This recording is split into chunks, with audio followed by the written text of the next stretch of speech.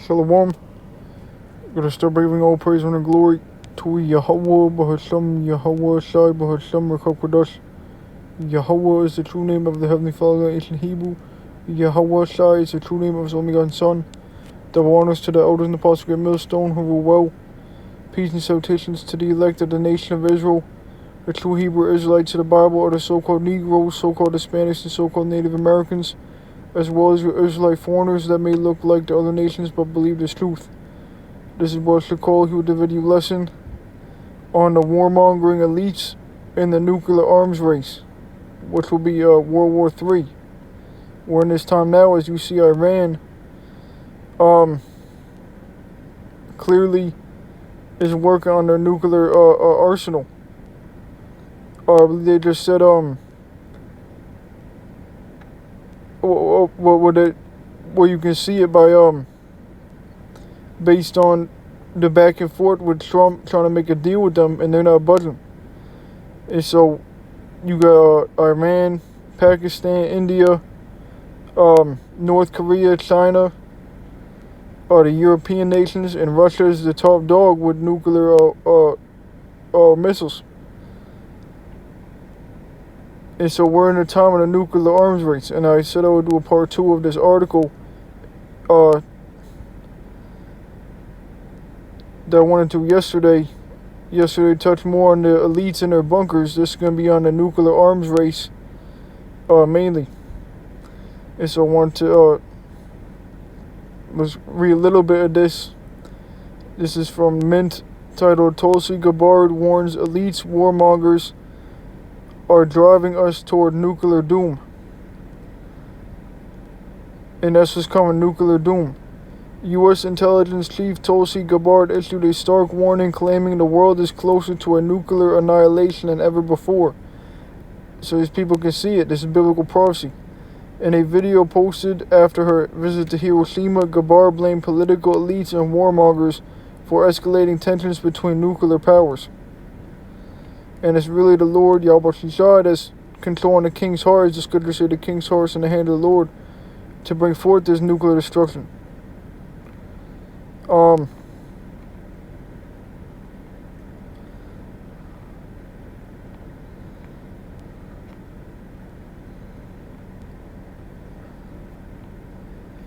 And I read these yesterday.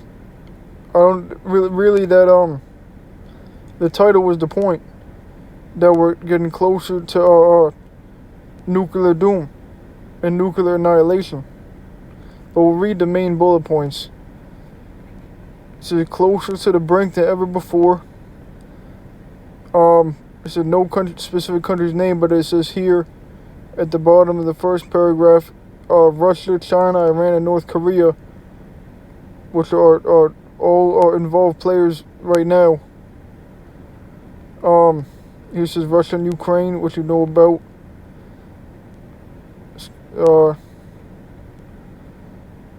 Graphic footage and simulation of nuclear attack that's dealing with the Hiroshima, which was World War II in that time period.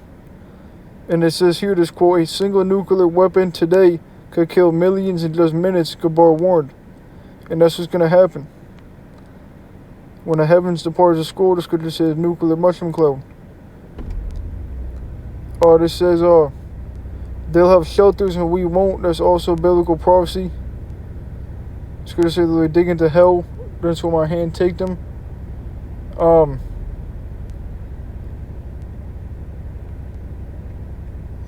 What you're talking about, the bunkers. That's what this could means when they dig into hell. Talking about the nuclear bunkers, because there's no such thing as where people, what I can tell you Christians say is hell.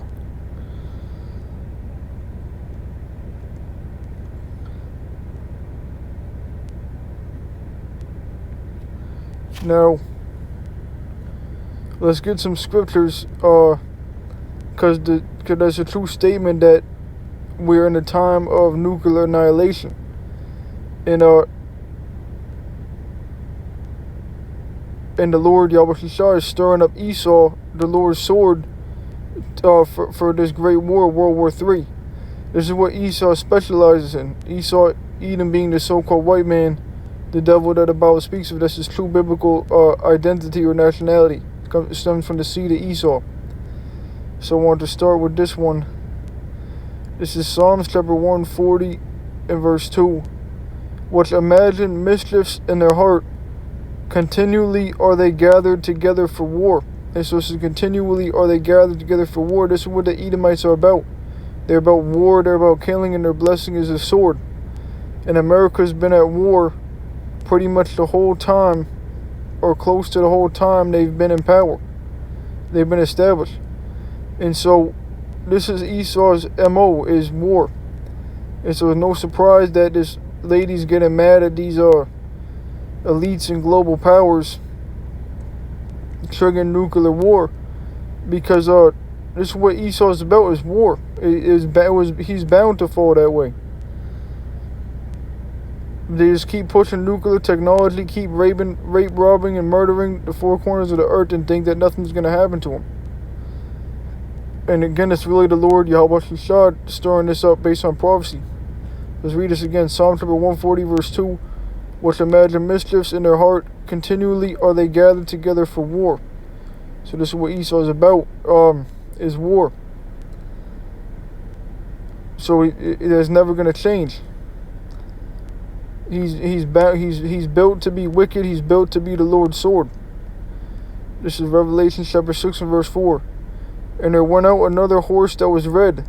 Now, this is where the spiritual lenses take place. Said another horse that was red is not literally referring to a red horse flying in space. It's talking about the Edomites. Now, Edom came out red all over like a hairy garment. It tells you in Genesis the 25th chapter. And the name Edom in the Hebrew, Adawan, means red. And so this is talking about the Edomites. It says, and there went out another horse that was red, and power was given to him that sat thereon to take peace from the earth. So the Edomites took peace from the earth, and the spirit, she just mentioned that she was visiting the Hiroshima in Nagasaki, or one of them, I think. I forget which one. I think, which was that great bomb that hit in World War II. And so that was an example of how Esau took peace from the earth. Isaiah 14 says they made the world the wilderness, Hiroshima and Nagasaki.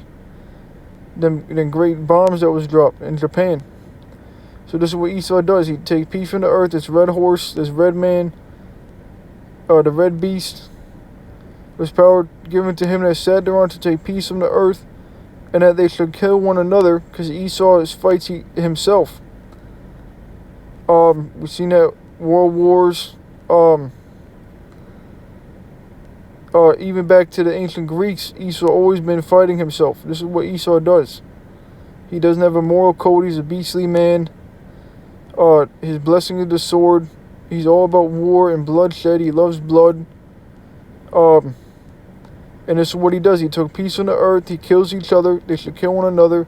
And he was a major key right here, the code to understand this. And it was given unto him a great sword. Now, who was blessed with the sword in Genesis the 27th chapter? Esau. Esau, the red man who came out red all over like a hairy garment. Another horse that was red, given a great sword, which is his blessing of the sword.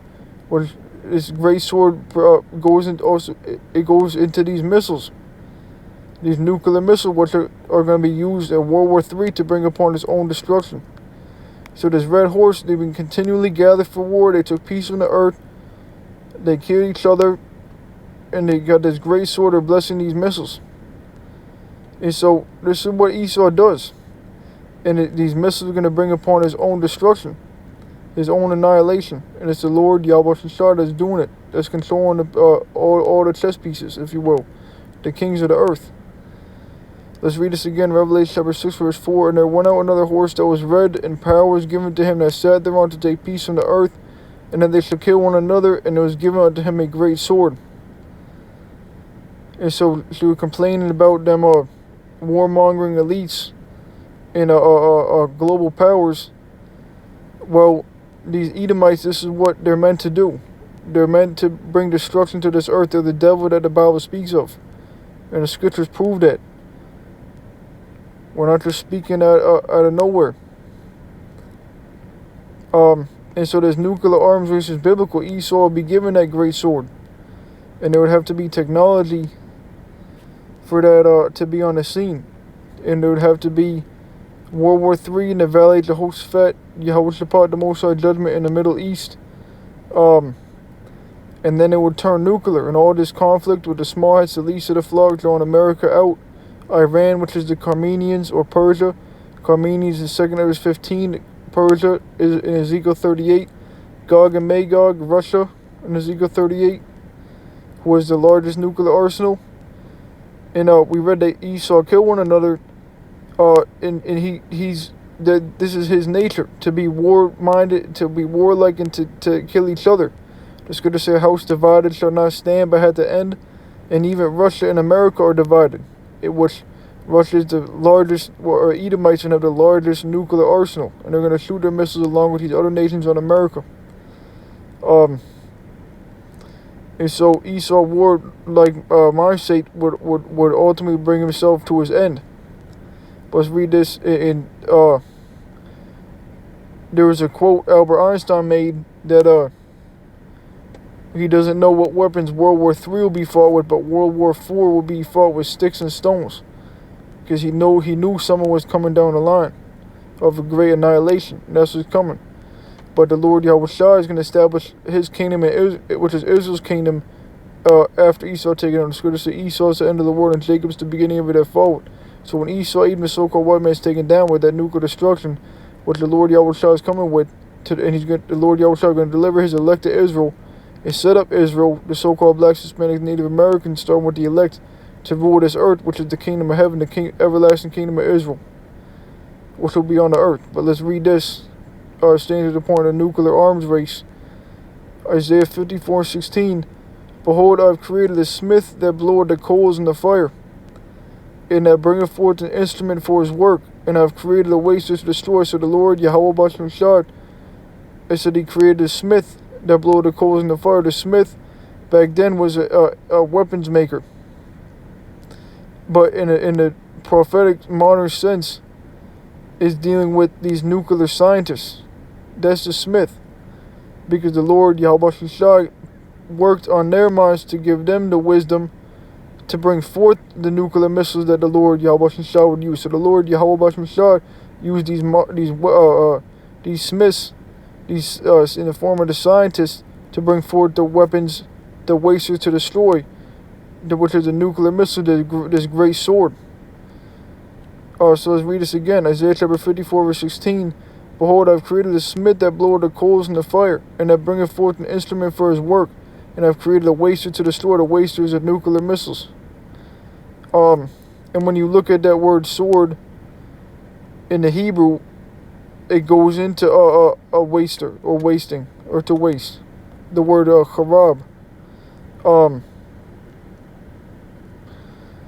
And so you think how stupid Esau had to be to bring forth a weapon that could carry his own destruction, but the Lord Yahweh wired him to be that red horse to take peace on the earth, and gave him that great sword, and gave him the technology to make these missiles, and gave him the pride that would deceive his heart to make him think that he'll rule forever.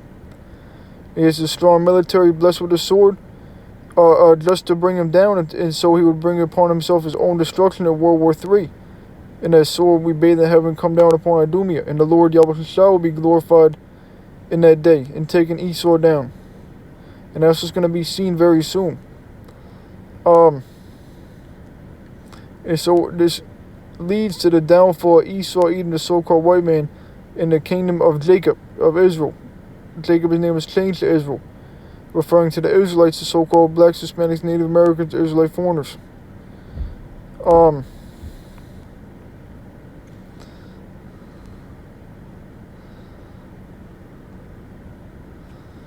I wanted to do something.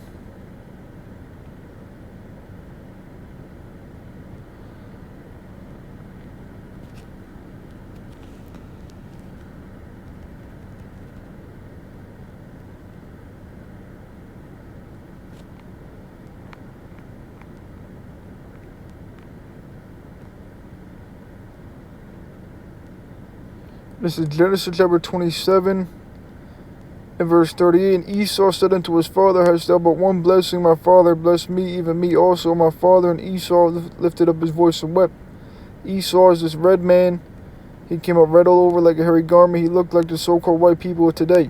He's the progenitor, the father of the Edomites, or the so-called white people today. And he's going to get his blessing, and we're going to read what it is. And Isaac his father answered and said unto him, Behold, thy dwelling shall be the fatness of the earth, and the dew of heaven from above. So Esau got the fatness of the earth. That's why he's in power. The scripture said the earth is given to the hand of the wicked. Esau is the wicked. Edom, Malachi 1:4 actually tells you that Edom, which is Esau, is the border of wickedness. So he has the earth, he's in power. Esau is the end of the world, it says in 2 Kings 6 and 9. So he's in power. Right before Jacob, who will be the beginning of that forward, that new kingdom, the new heavens and the new earth, that new rulership. But that's part of his blessing. And what's the next part of his blessing? Verse 40. And by thy sword shalt thou live, and shalt serve thy brother, and it shall come to pass, when thou shalt have the dominion, that thou shalt break his yoke from off thy neck. And so the point being, by the sword shalt thou live. So Esau blessed with the sword. Remember we read that red horse that took peace on the earth, given that great sword? Let's look into that word sword. It's a charab.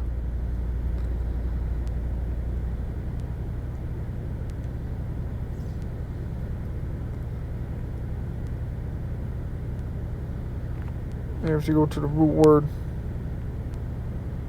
The root word to desolate, destroy, waste. To be waste, to lay waste, to make desolate, be in ruins. And that's what the nuclear missile is going to do. The waster to destroy, the great sword.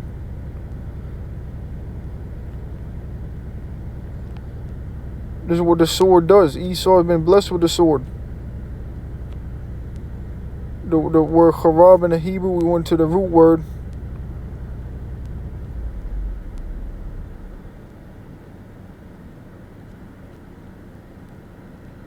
So you see that. It's the one, the time of the nuclear arms race.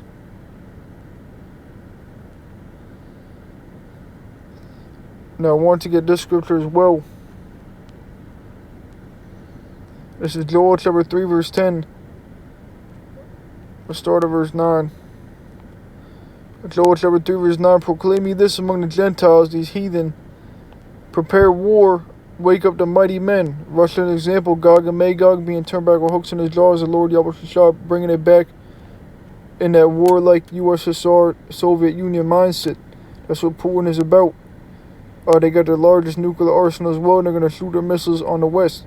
Just let all the men of war draw near, let them come up. They're going to go up to the valley of Jehoshaphat to fight World War III in the Middle East. That's the valley of Jehoshaphat. In the Hebrew, Jehoshaphat is Yehoshaphat, meaning the Most High's judgment. That's where Armageddon will take place, World War III. Biblical prophecy. Verse 10, be your plowshares into swords, and your pruning hooks into spears. Let the weak say, I am strong, and plowshares into sword, and your pruning hooks into spears. Plowshares and pruning hooks being farming instruments. Turning them into swords and spears, meaning the farming. These nations aren't pushing farming. They're not pushing agriculture. They're pushing war. They're in the spirit of war. The Ecclesiastes 3 said there's a time for all things under the heaven. A time for peace and a time for war. So we're in a time of war. Specifically World War III, which will turn to nuclear war. So the nations are pushing war, not agriculture. And also back in the ancient times, there will be nations that would make weaponry from agricultural tools. So they could actually do this. So here it says, be your plowshares into swords and your pruning hooks into spears. So these nations pushing on war, not agriculture. Let the weak say I am strong, because these nations that have been looked at as feeble and frail now have nuclear weapons. So the weak say I am strong.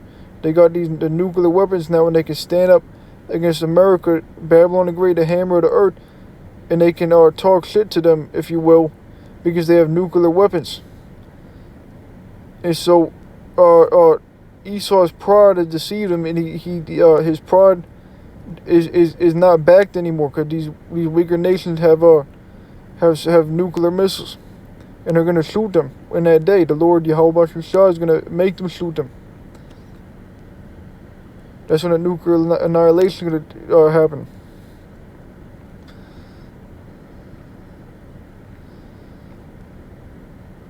From there, let's go to. I got this one, the last lesson as well. Isaiah chapter 9.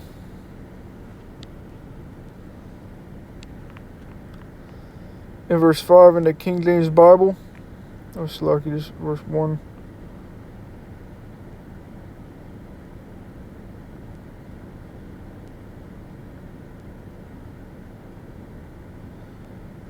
Isaiah chapter 9 verse 5. For every battle of the warrior is with confused noise and garments rolled in blood, but this shall be with burning and fuel of fire.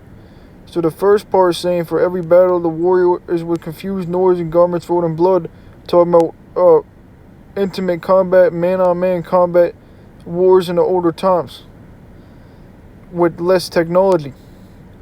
And then it's saying, but this, comparing it to the war that's coming, Mr. World War 3, but this war shall be with burning and fuel of fire. And that's through nuclear warheads. That's war with fuel of fire. How can you fight a war with fire? Nuclear missiles. And that comes with the advanced technology, the Smith that we read about in Isaiah 54:16. The Revelation of 9th chapter goes into they have heads, they got the warheads, the tails like serpents, they look like serpents. The heads at the line, they issue fire, smoke, and brimstone. The 200,000 nuclear warheads. Revelation 9 goes into that. Destroy the third part of men, which is Esau, Edom, the wicked system, the sons of the wicked. Joel 2 tells you the fire behind the missile, the propelling fire, and the fire before it. Which is the fire before is the nuclear destruction, the warhead. And the fire behind it is when it's shot off. And so the scriptures go in depth on this destruction by fire of nuclear missiles. That's how war can be fought, with burning and fuel of fire. So it makes a distinction between wars then and wars now. Which the war now is going to be nuclear annihilation in World War 3. Just like we read in that article. So again, Isaiah chapter 9 verse 5. For every battle of the warrior is with confused noise and garments rolled in blood. So wars in the older times with less technology. But this shall be with burning and fuel of fire. And so that's World War 3, nuclear destruction. And I wanted to go into the commentary on this.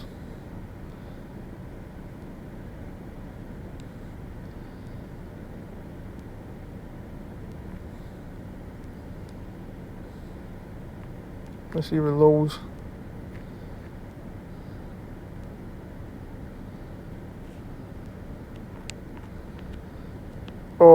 The Benson commentary.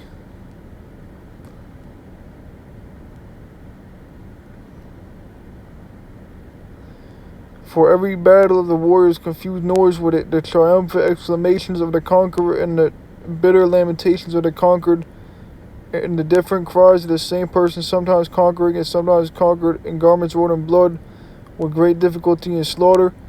But this shall be with burning.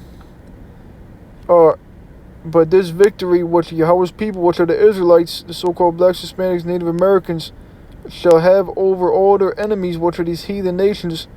They're being gathered into the valley of Jehoshaphat, their armies to the slaughter, and they're going to destroy each other in World War 3, and the Lord Yahweh are going to come back with the holy angels, including the Archangel Michael, to destroy their militaries in the war in heaven, when they try to fight against the Lord Yahweh when he comes back. And the fathership, the major so-called UFO, with the chariots of so-called UFOs. So, World War 3 is the war of our salvation, and the victory over our enemies shall be more terrible to their adversaries, whom Yahweh Bashmashai shall utterly consume, as it were by fire. And that's going to be through the nuclear missiles, the war of flaming and fuel of fire. That's how Babylon the Great is going to be destroyed.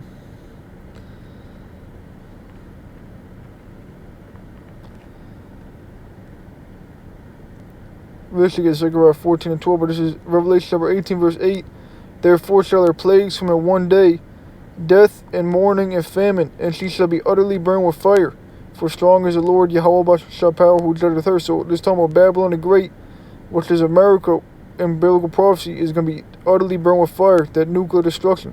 America is going to be the lake of fire spoken about in the book of Revelations. Babylon the Great is going to be destroyed by the nuclear missiles and the lasers from the chariots, the so-called UFOs.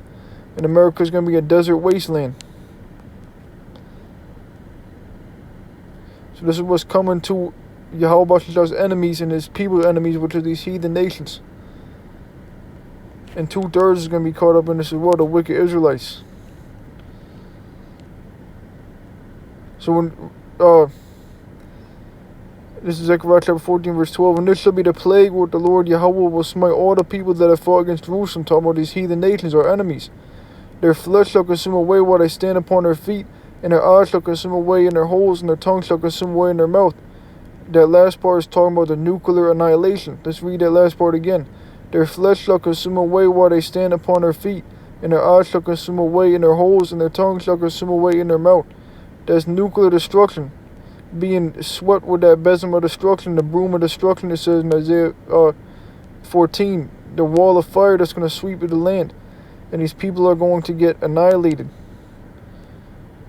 They're going to get burnt up in that nuclear destruction of Babylon the Great that's coming to these heathen and the wicked Israelites.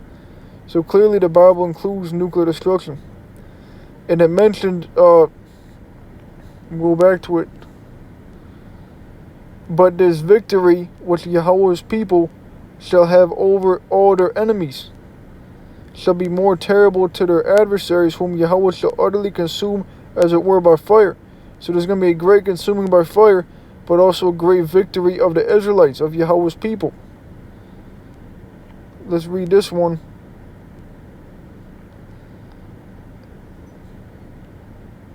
This is Revelation chapter 15 verse 2. And I saw as it were a sea of glass mingled with fire. That is that great fire, the sea of glass mingled with fire. Now this is talking about the elect of Israel once being beamed up into the fathership when the Lord Yahweh the Messiah was a so-called black man coming back in angelic form with the so-called UFOs, and the Lord Yahweh specifically coming with the fathership, the major so-called UFO, the chariot, coming to beam up his elect from the nuclear destruction, that great salvation, and give them immortality the scriptures speak about. And so it said, and I saw as where sea glass mingled with fire. So this is the elect being beamed up above, hovering above the destruction, and the fathership, the great so-called UFO, looking down and seeing visually, literally looking at the destruction of Babylon the Great, America completely destroyed by fire under them. We just read Babylon the Great utterly destroyed by fire. This is that great victory with our enemies being burned by fire, like we read in that commentary, beautifully written. And them that had gotten the victory, see, you just said the victory. Who's them that had gotten the victory is the elect. That's who's going to be looking down at that fire from the fathership, from the above the earth. In the fathership, once being beamed up. It said the victory over the beast. The beast is the revised Roman system, the NATO and the EU. Go back to the fourth beast in Daniel 7, ancient Rome.